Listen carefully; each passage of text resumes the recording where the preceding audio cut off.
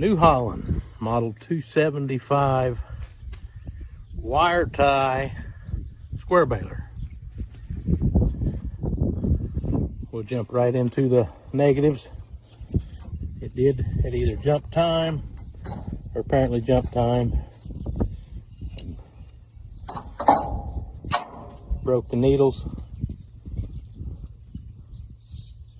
Owner chose not to fix it. So if you're a little handy, help yourself right here.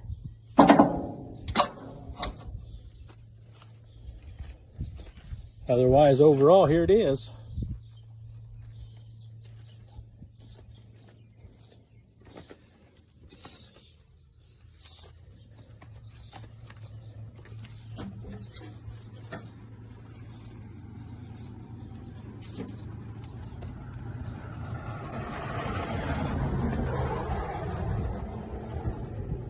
See there where the pin sheared.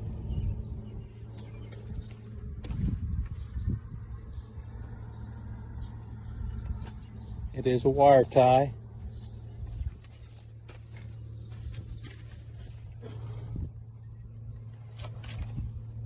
See there where the needles broke off. Been setting a few years.